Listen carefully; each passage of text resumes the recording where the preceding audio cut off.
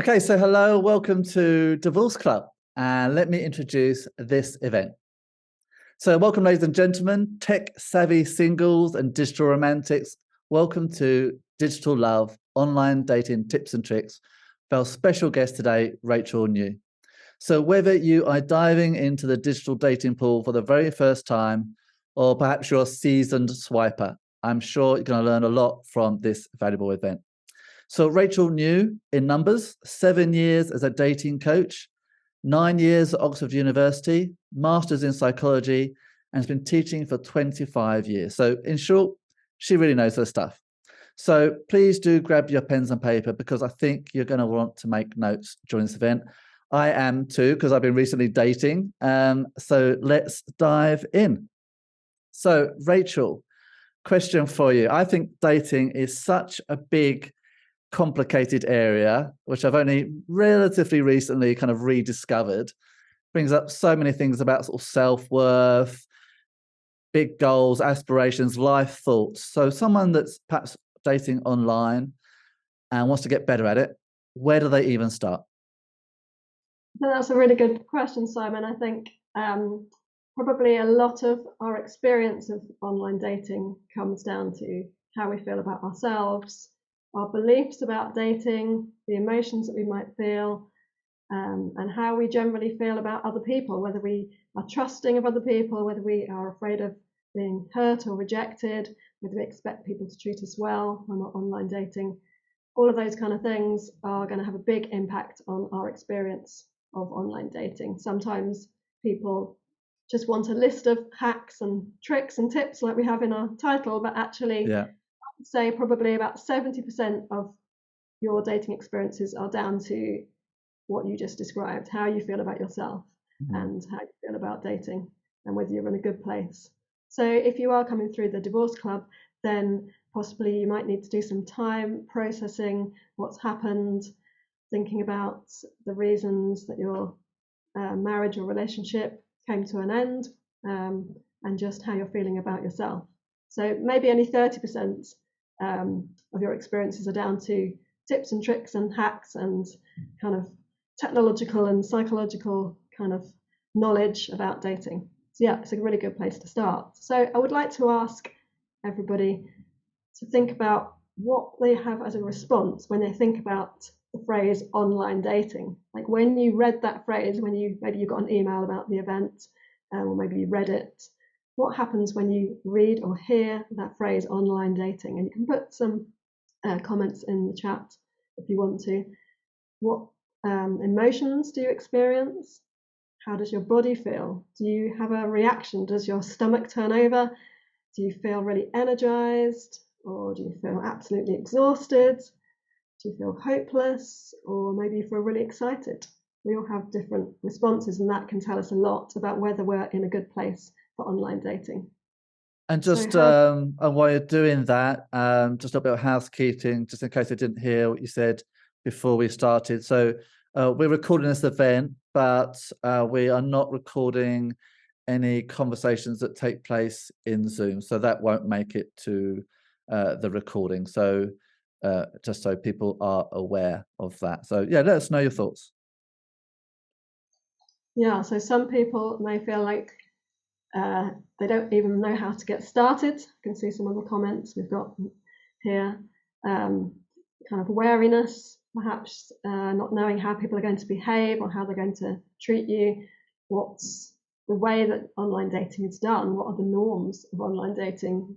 How do people behave differently with online dating compared to it's chaos out there. It's absolute chaos out there in my experience. So I'm really interested to hear your sort of tips and tricks. Well, I think that's a bit of a headline, right? But yeah, your suggestions. I found it a very complex area. Interesting. So Simon, to your responses, it's chaos. And I guess if I were coaching you on a one-to-one, I would probably ask, how does chaos feel? Does it make you, because chaos, some people like chaos, other people, it makes them feel out of control. It was exciting and kind of definitely chaotic is a word that keeps coming up. And it felt very much like a game. And I don't know if that's a good or bad conclusion to it. And I guess at some point I decided, okay, well, this is a game. I best learn how to play it and start playing it like a game, and a little bit, and tried to have fun with it. And I did, and it was quite exciting, but incredibly time consuming. That was something that was difficult to kind of manage. Because of course, if you know, the cliche, you swipe right and then suddenly you get a match. Well, you can't just leave them hanging. You've got to kind of then respond, right? And then suddenly if they do respond to your thing, well, then suddenly you're in a conversation. Well, actually, you was expecting to be doing some work right now, and I hadn't really planned to take 30 minutes out of your day right now to have a chat with somebody. So, I found it very consuming and absorbing. Definitely fun and kind of titillating, and chatting to different people, but a very strange animal, I think. Yeah, so that's interesting. That brings up 2 points actually. First of all, you can see it as a game in a positive way, like you say, let's learn the rules and try to win at the game, or to try to enjoy taking part in the game. But some people might see it as a kind of like an escape room where you've got all these puzzles that you can't solve and you can't get out. So the game could be two people could have that same word, but it could mean very different things to them. Yeah. And the second thing that came to mind there was the idea of taking 30 minutes out of your day to message someone on a dating app. So that I would say have some boundaries about when you use your dating apps so that it doesn't take over your life. It's very easy to become addicted to dating apps and to spend way too long on it. And I think it feels quite unsatisfying if you just kind of let it all flop all over the place in your time. Whereas if you say, right, I'm going to only look at my dating app between 6 and 7 p.m. each day, or half an hour a day, or however long you've got, then that is more meaningful and more satisfying, I think. And I don't think that people should expect us to reply straight away when they send us a message. That is another interesting issue, I think, in online dating. Some people like to message a lot, other people prefer to just exchange brief messages and then arrange to meet up. And it's an interesting kind of preference in terms of, do we find messaging energizing or exhausting? But it's also a way to assert your needs and see how the other person responds. If you say to someone, "Oh, I don't message during the day," are they okay with that? And if not, what does that tell you about the other person? It can be down to insecurity, but it can also just be that's our norm. We're the kind of people who message our friends a lot anyway, so we would expect to do that when we're dating. But it can set up a false level of intimacy with someone you hardly know. And I think when people first start online dating, everybody has one or two experiences where it becomes very intense very quickly, and it's very exciting. You form this really strong connection with somebody, and it's all new and exciting. But most of the time that doesn't turn into anything meaningful. So enjoy those experiences, but you learn from them, and later you say, well, I'm not going to keep doing that intense. I think one of the conclusions I kind of come to was that I had to realize that these were very light relationships, right? And I guess that's obvious, but perhaps it wasn't so obvious to me, in the middle of it, because some of those conversations might be quite intense, or might be over quite a prolonged period of time, be it in one block. It might be a 2-hour chat and session, or chatting to them several times a day over a period of several days, and then of course they could just disappear because basically they've got a better offer, or for reasons you'll never know, and they've gone. And so it kind of changed, for me at least, a lot of maybe some of the assumptions I made about my investment of time, and how to invest it, and how to react when something, you do get ghosted. It's just certainly my part of my experience. And even though you try the very best never to be that person, you end up doing that to other people as well. Well, research does show that if you've been ghosted, then you're more likely to ghost. Maybe we should explain what ghosting is, because we've had lots of new people that are new to dating. So ghosting is when you stop messaging somebody, and it can happen at any stage with no explanation. So it could happen while you're messaging on a dating app. You could exchange lots of nice messages with each other and think you're getting on really well, and then never hear from them again. Or it could be after a first date, or even after a 10th date, or I've heard of it even happening 3 months into a relationship. So it's one of those behaviors that didn't exist, I think, before online dating, that's gradually evolved, and people are looking to see what's normal, what's acceptable with online dating, and the only way they can learn that is by seeing what other people do. So if you get ghosted a few times, then you conclude, oh well, this is normal, this is acceptable, it's okay, so I'm going to do it too. And if you're feeling good about yourself, once you learn those rules, like you say, the rules of the game, then it's not too devastating. But the first time it happens, it's very bewildering, I think. I would encourage people not to do that, to say, well, I can change the norms of dating. I can be a good example, and the way that I behave towards others will indirectly communicate to them how I want to be treated. So if you say early on, look, if we're going to stop messaging, let's at least say goodbye. So it was great chatting with you, but I'm just signing off now, if that's what you want. But if you're feeling in a good place, I think if both people just decide that they've got someone else that they're more interested in, then that's okay. It doesn't have to be the end of the world. I think I think that ghosting is inevitable. And please challenge me on this, because people are in situations where they are basically chatting to multiple people. I don't think anyone's really hiding that. It's just a part of the game. And if you were to only chat to one person at a time, you'd lose this game, because it's just not how it's built. And so you end up in a situation where you're chatting, maybe a woman's chatting to several men, or a man's chatting to several women, or both, more likely. And one person takes your fancy more than the other. And almost without noticing it, you realize, oh, suddenly I haven't spoken to X for a couple of days. And then you've either got to go into this big kind of explain, oh, I must apologize, I haven't spoken to a couple of days, I've seen somebody else I quite like and I'm exploring that. And you're not ready to yet commit to that, because you haven't got that far yet. So you kind of leave it there because you might want to return.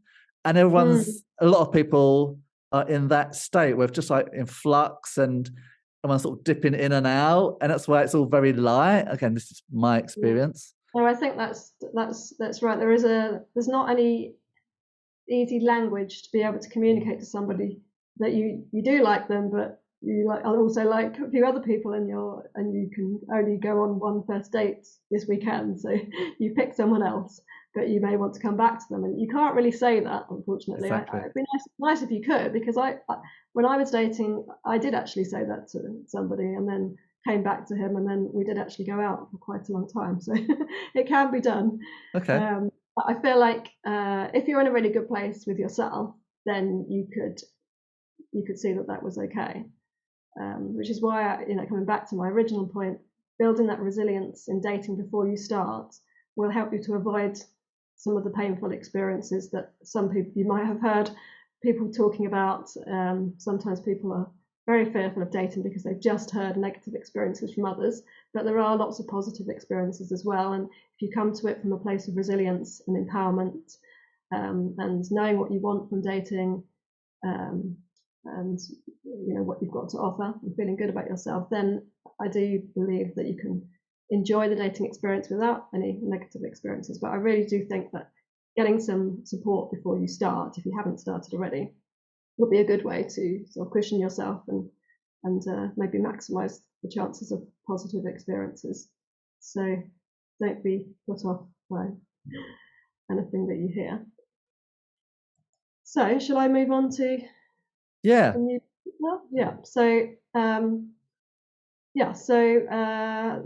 My second point would be that people get very dissatisfied with dating because they don't really know what they want from dating. So if you, for example, want to buy something like a mobile phone, you have your specifications, you know what you want. Or let's say a pair of shoes, to make it a bit more less technological.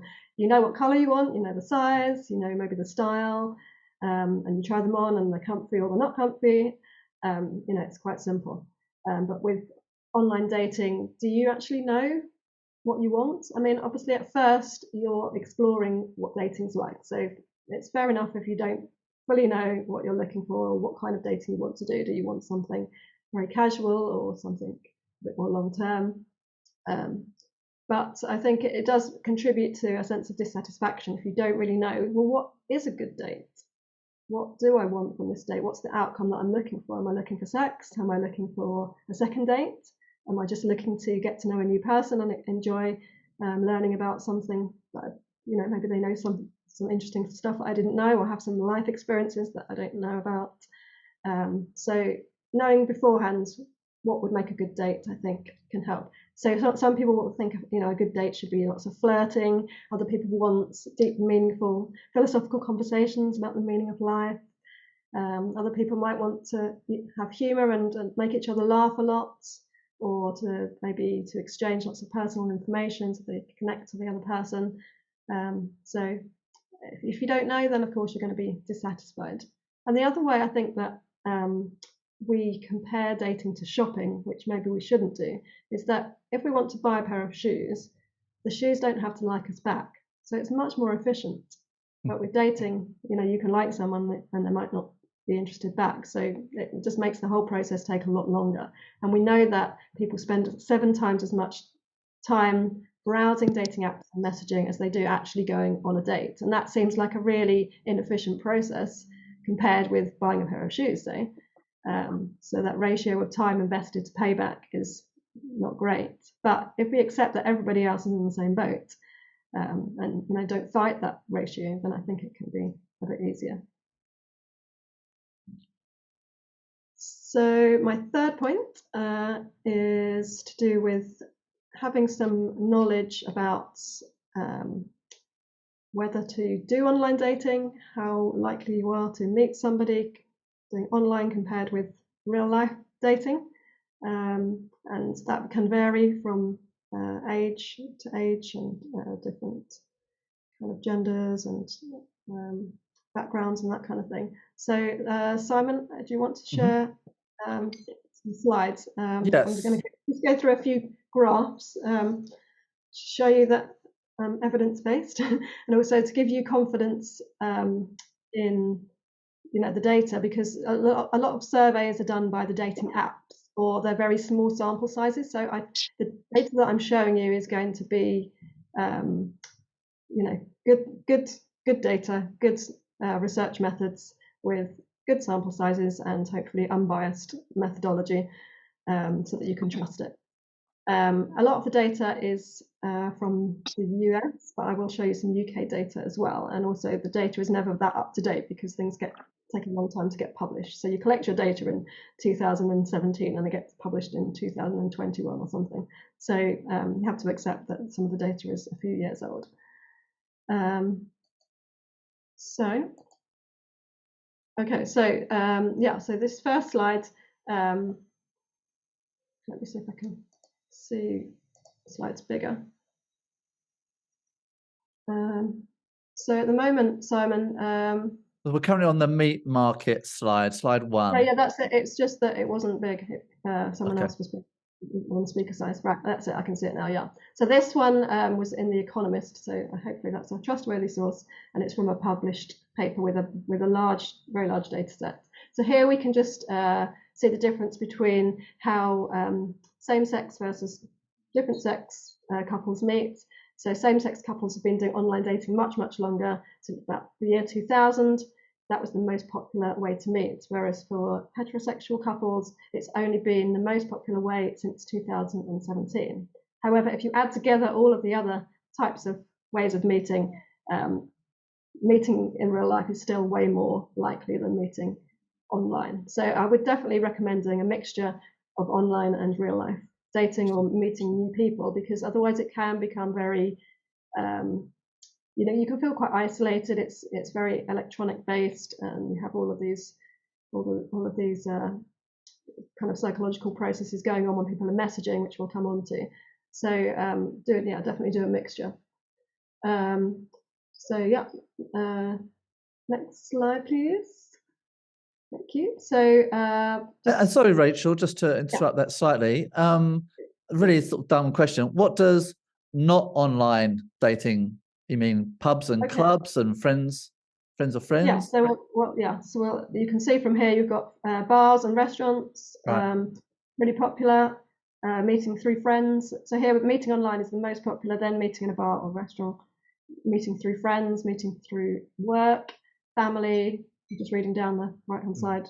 In school, college, neighbours, and church. So this is American data as well. So it's a bit different from the UK. We don't have very much data for the UK because they don't get the funding. Psychologists don't get the funding as much as they do in America. So all of those other ones do add up to quite a large proportion. The online bit is only 39%, so the rest is 61%. So it's definitely worth doing both, but obviously it's more efficient in a way because you've got a larger pool of people with online. Whereas if you go out to a meetup event, for example, not everybody's going to be single, not everybody's going to be the right gender, etc. So you'd have to spend a lot of time doing it. I guess a lot of people meet, randomly, but when you're in the right place, then you're more likely to meet someone in real life, I think. So be open to both, because it just makes the online dating healthier and more enjoyable. Okay, yeah, just interesting how much of a downward trend the met through friends is. I mean, that is a phenomenal downward trajectory, isn't it? Yeah. Yeah. Okay, so this one just compares 1995 with 2017. So you can see how much online dating has increased. It's now 39%. The number, how people met. So this is couples that have met, rather than comparing people who meet someone with people who don't, because we don't really have any information about that. Dating apps don't want to tell you how many people actually meet each other on their app, so it's hard to get that information. But here you can see that meeting in a bar or restaurant has actually gone up. Friends has gone down, as you say. Yeah, next slide. So that's straight couples. And then the next slides are going to be in the UK. Now these are for people of all sexual orientations and all genders together in this particular graph. So here we can see that if we added up all of the ways of meeting that are not online, it comes to 87%, whereas online is only 13%. So again, an argument for doing both. Next slide. Here I don't know if you can see this very well, but we've got the ages along the bottom, so we can see as you get older how things change. So when you're in your 20s, you are more likely to meet on a dating app, and then it gradually goes down. Meeting in real life is more likely when you're older. So it's not like the same advice for everybody. So when I work with people on a one-to-one, I would target it for their age and their gender and their orientation. Okay, next slide, please. So here again, you can see that meeting offline is way more, just to reinforce what I was saying earlier, but this is for the UK, whereas the other one's for the US. So you're still most likely to meet offline. And interesting that 18 to 24-year-olds are similar to 45 to 50-year-olds, whereas the ones in the middle are the ones that are more likely to meet online. And I think that can possibly have something to do with whether, if people want children, they're much more focused in the 35 to 44 age group, or maybe the 30 to 40 age group. So they're going to take it more seriously and be quite focused and doing as much dating as they can, and filtering out the people that don't want to have the same life goals as them. So that can explain that middle group. Okay, next slide, please. So this is American data again. If you want these slides, then if you sign up to my mailing list and then send me an email, I can send you these slides if you want to study them in more detail yourself. But this just splits up the usage of dating apps and whether you've met someone on the dating app by age, gender, sexual orientation, ethnicity, and education. So as we said before, same-sex or LGBT, I should say, people are more likely to use a dating app and to find a relationship. And also, I don't know if you're aware that it's now the case that if you do meet someone online, the relationship is more likely to be successful. It's another separate study. So just to clarify, if you meet online, the stats are you're likely to be more successful. Your relationship is more likely to last, and you're more likely to be satisfied. Okay. Interesting. Yeah, I've read that. Yeah. I guess because you've thought about it more, and you know what you want, and you know, maybe you've dated quite a few people, so you know what you don't want, so then you're more confident when you find what you do want. You know, one of the fears is you know, settling. So if you're browsing lots of profiles, you can see there's a lot of single people out there. You don't want to settle for someone less than whatever your standards you've set yourself. I guess it's a bigger pool, isn't it? I mean, you've got a bigger selection. It's partly an illusion, though, I think, because, you know, there's lots of people on dating apps.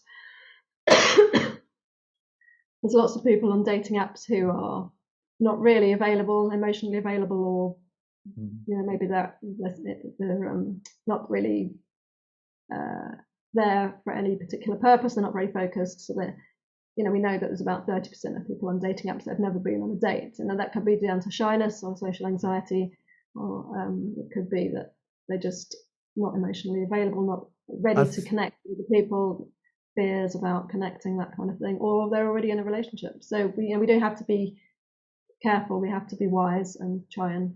I think there's also from the dating app companies' point of view, they obviously like to shout about how many members they've got. That's one of their primary sort of selling points. So even if somebody has found a partner, they actually have no interest in them deleting their account. So you know, if I'm dating someone now, got a girlfriend now, and I'm still technically have a Tinder account somewhere. The fact that I haven't looked at it for months is irrelevant. I'm still a stat on their screen. So I think, yeah, that's probably one of the reasons why the active accounts are such a small percentage to the overall total.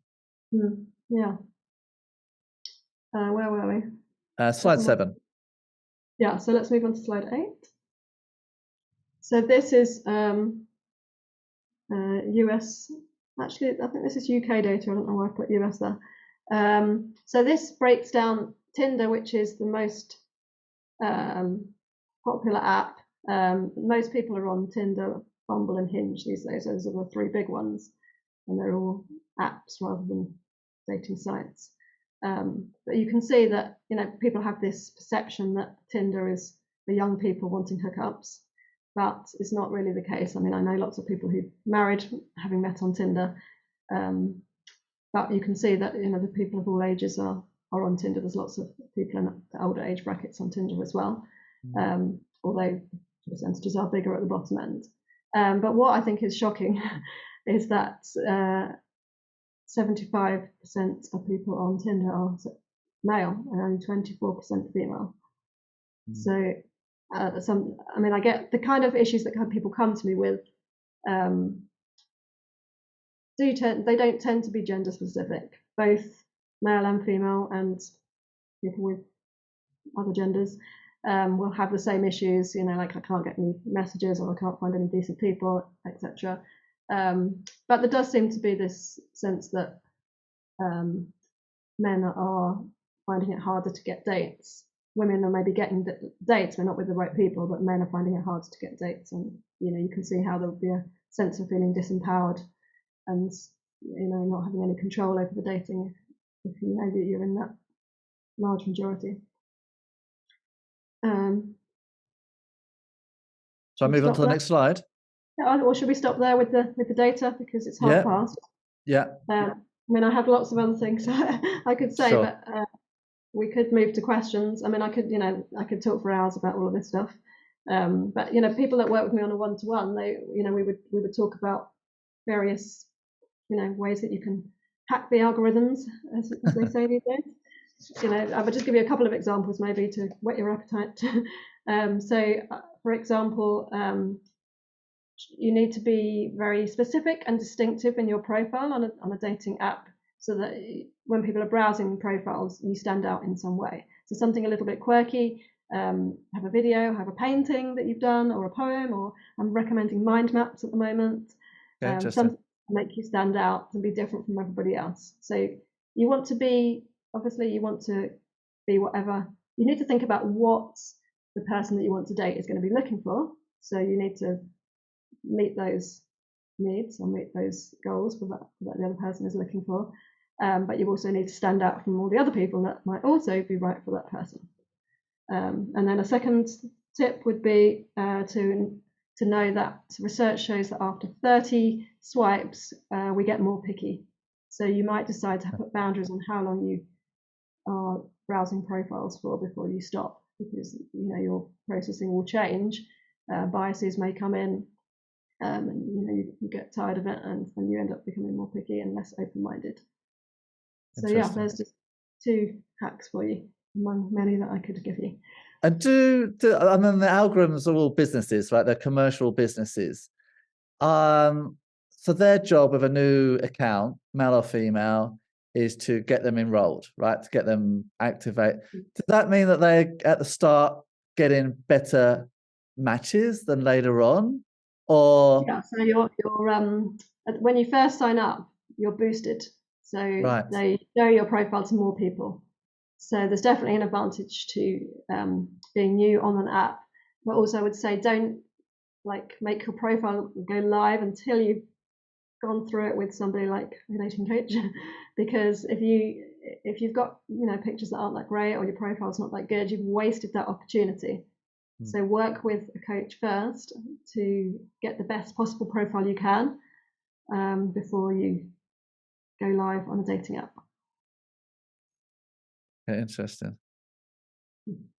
But I would also say yes, that it's a business, and so that can make us fearful and suspicious, but also behind each profile is a real human being with their own insecurities and fears and anxieties about dating. So I think it can help to think of yourself as part of a community of people that are to some extent a victim of the structure of online dating and the norms that have been created, and find ways to break through that, to try and get people to be real and to be human and to be themselves and to open up and treat each other well. I think we can bring out the best in people by the way that we communicate with them, if we want to. Yeah, interesting. And if people do have any questions, then just ping them into the chat and we can deal with those.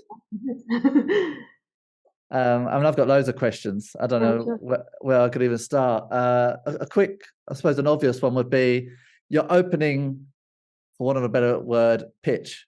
So I concluded, wrongly or rightly, I don't know, I didn't have a big enough data set to reach a firm conclusion, that a very short, fast reply rather than a big reply was better, and being almost flippant with it, works a lot better. And yeah, and that's kind of opposite of what my instinct was. I was like, okay, if I want a serious partner, I'm looking for ideally a lifelong relationship, something significant, and something I'm happy to invest some time in. But maybe that doesn't come across in the right way. It can come across a bit, I don't know, maybe daunting or early on. I think too much. you put people off. I think to start with, people have very little information about you.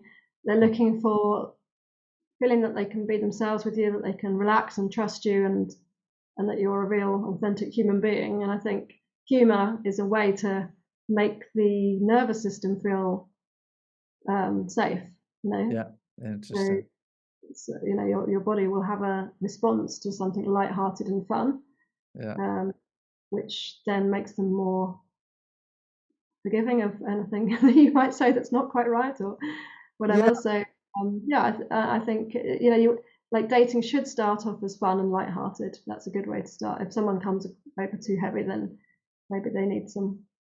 I mean, I found it very interesting. I was reading a bit about it, of course, whilst I was doing it. And basically, I mean, I know a bit about marketing, and I was like, oh my God, this is just marketing. And so I was very interested about it from that perspective. And I did learn quite a lot of stuff from that area. And I mean, there's a danger, isn't there? Some people say to me, I don't want to be manipulating other people. I don't want to be inauthentic. But I would say all you're doing is you've got 1,000 bits of data about you. Pick out the top 20 that you're going to display first. Make sure they're all good things, because people can put up with a few irritating things later on when they get to know you better. But to start with, they're over analyzing, over interpreting everything that they find out about you. So you want to try and make sure it's positive stuff. And I found that actually being a we're all bit manipulating each other all the time, but that's, to me, is not is not unethical. That's just, doing the best of what you've got. Sorry. Yeah, and I found being, I can't think of the right language here, but a little bit challenging was effective. And by that I mean that if and I'm going to be sort of flippant about my language here. So if I see like a 10 out of 10, what I perceive to be a 9 or 10 out of 10, somebody I was totally out of my league, if I kind of represent that I think she's totally out of my league, well, she's not going to want to be with somebody that's out of her league, that isn't in her league. So kind of like, well, change them on a little bit. It's like, yeah, it kind of made, I believe, it put me, at least perceived to, oh God, I'm really struggling to explain this. You're trying to, I think it came across as I believed I was in her league, even if I didn't really think I was. I mean, I think that, the idea of a league based on appearance is not the whole picture. We come with a package of lots of different things, and there's what's called the compensation hypothesis, where if your physical appearance is slightly lower, then you can make up for it with other things, whether it's attentiveness or humor or romance or being good in the bedroom or whatever. So it's not just about what you look like. And as you say, if you can convey that you value yourself, and for example, by not complimenting someone on their appearance, which is what the research shows is the best thing to do anyway, you're suggesting that there are other ways in which people can be valued, and that possibly there are ways in which you can be valued. So there's no reason why you shouldn't confidently approach someone on a dating app that appears to be out of your league physically, as long as you've got other things to offer. So we've got a question here, which is, it's not dissimilar to what I've touched on before, but so what is good opening messages? So I suggested something quite short, but any suggestions there? You must have some tips. I definitely agree. Less is more. So short messages.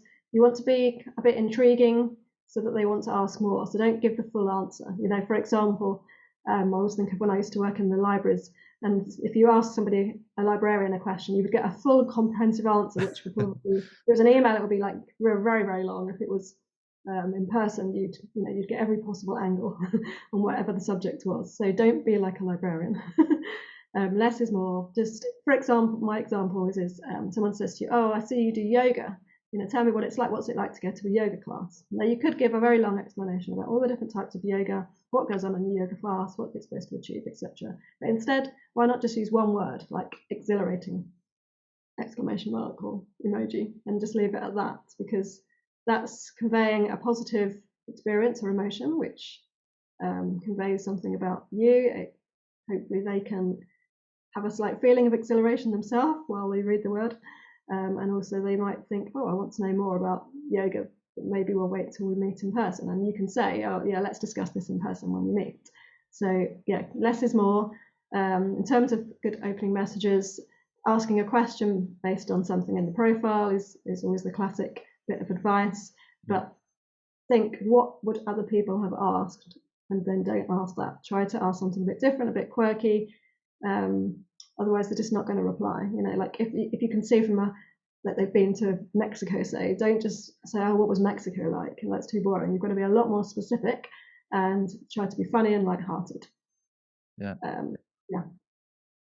Okay. And the question where you give them a choice between two things is always a good one. Like, would you rather be sleeping, like at the moment, would you rather be sleeping with the windows shut so let's say it's noisy outside and it's very hot. Would you rather have the windows shut or the windows open? So which is worse? In other words, which is harder to put up with, the noise or the heat? Or would you rather spend all day indoors or outdoors? Or would you rather be on the beach right now or climbing a mountain? Something like that. Something where you can imagine a different scenario. Or if we were on a date, would it be in a hot air balloon or on a boat? Yeah. People love to answer those questions. And because dating apps, at least at the start, they're chats. They are not emails, as you said. They're not telephone conversations. I think you've got to fit, at least initially, your correspondence into that format, which is, like I say, just a couple of words. here and there, Yeah. and then you can start perhaps with open-ended questions, and you get perhaps a little bit of a rapport, and you can, and then maybe, I don't know, what would you say about getting people off of the app relatively soon, and then you can kind of get into more serious conversations? I think some women, especially heterosexual women, are a little bit nervous about giving out the phone number because the inevitable inappropriate pictures or conversations might ensue. So I would say it's good to try and judge before you get to that stage whether that's likely to happen or not. I think there are ways to spot that kind of thing before it happens, and to give off the right vibe that you don't expect to be treated in that way, unless you want them, of course. And I would say maybe on the app exchange 5 to 10 messages each, and then arrange a date, or maybe arrange a video chat or a phone call next before you meet in person, just to check that they are who they say they are. Their voice sounds safe and okay to you. I definitely learned to have a video chat. I learned that one the hard way. There's a story there which I won't go into, but yeah, I don't know why it didn't occur to me before. I thought it was in a really good rapport with somebody, and yeah, video chat's a very good idea before you meet up. Yeah, it doesn't have to be long, just 10, 15 minutes, a good safety check. And if the other person doesn't want to do that, then that should ring alarm bells anyway. Right? Yeah. Maybe they're actually available or something. So the dating is a very vast area. So if someone wants to dive into this, obviously that's something you can help with. Perhaps you can tell us a little bit about if someone interested to work with yourself. Yeah, so I do one-to-one coaching on Zoom. You can contact me through my website. You can book an appointment through the website, rachelnewdatingcoach.co.uk. I'll put that in the chat. Yeah, put that into the chat for us. If it works. No, hold on. I do group program, which is on a Monday night, which is starting in a few weeks, and we have a special offer. Oh, that's not the right one. Sorry. Sorry, I was going to start again. I can't multitask. Let me just. I thought that was just a guy thing. These things are not gender specific, I'm afraid. Yeah, so there's my website. So start again. So yeah, I do one-to-one coaching, and you can book an appointment through my website. That's on Zoom, and we can work in a way that's tailored to your needs. Often I like to start with what we said at the beginning, getting yourself into a healthy place, liking yourself, thinking about what you have to offer, and then thinking about what kind of person you want to date, what kind of dating you want to do before we get into the specifics of online dating and real life dating. So building those strong foundations first, and then working with people all the way through to when they're dating, turning the dating into a relationship if that's what you want, or negotiating all those tricky dating etiquette dilemmas like should I be dating more than one person at once, or how long should I wait after a date before I message them again? What if they don't message me? Is it okay for me to message them?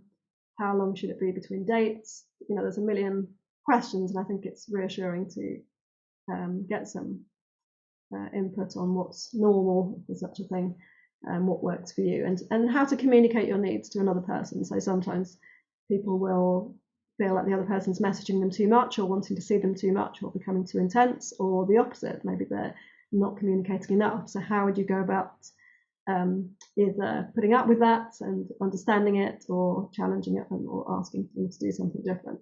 So, on a case-by-case basis, it's quite good if you keep doing the coaching while you're actually dating. And then, sometimes people come back when they're in a relationship as well. So I recently had a client who got married, which was amazing. So still working occasionally with them. And then I have a group program called Healthy Dating, and we have a discount for you, which lasts until Monday, I think. Is that the code I've got? Should I write that on screen? Yeah. So you can use the link here, and if you type that into your browser, it'll just basically redirect to the correct page for Rachel. Yeah. So typing the code in. Yeah, so you click on there, and that takes you to the booking page, and then when you come to pay, you put the discount code in.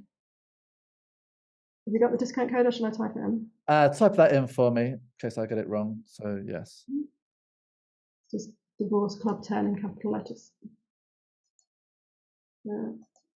Yeah, so that's a group thing. Oh, doesn't work. I can do it if you like. Put it here. Divorce Club 10, all capital letters, 10 as a number. Someone's saying that link doesn't work, but you can't click on that. You can't click on it there, can you? No, you can't click on it. You'll need to type that in the browser. We did check it just before we went on air. Can we type it into the browser as well? Yes, I'll do that now. I mean, you can get to it through my website as well. If you just go to my website and then just go to coaching programs, you can get to it there. Oh, but then that won't. Yeah, that should work. Yeah. Yeah, that should work as well. But yeah, so there's the group healthy dating program. So that's nice because you are with other people who are also starting dating or already dating, and it's good to hear from each other. It's a mixed group, so mixed genders, mixed sexual orientations, etc. And we get people of all ages from 20 to 70. So it's great. It's a really good to have that support from each other, and we have a really good laugh together as well. I definitely think people would. I don't know the ins and outs of your specific course, but I definitely think having some advice during that is very helpful. It was a very confusing area for me. I did actually buy a sort of product and basically a group of videos, and I found it a fascinating area, and yeah, it helped. So I think this is an area where some people are kind of reluctant to get support for. Yeah. And I was like, I want to meet someone naturally. Yeah. And it's like, well, I know I've got a friend of mine who I won't mention who's always had that approach to life. Well, when the right guy will come and find me when it's right. And she's been single for the last 20 years. So I'm not sure that is the best approach. So, I think that's something to talk about. Actually, there's different the romantic versus the rational model of romance. Whether you believe that it's meant to be or destiny or whatever, versus I've got to make it happen for myself.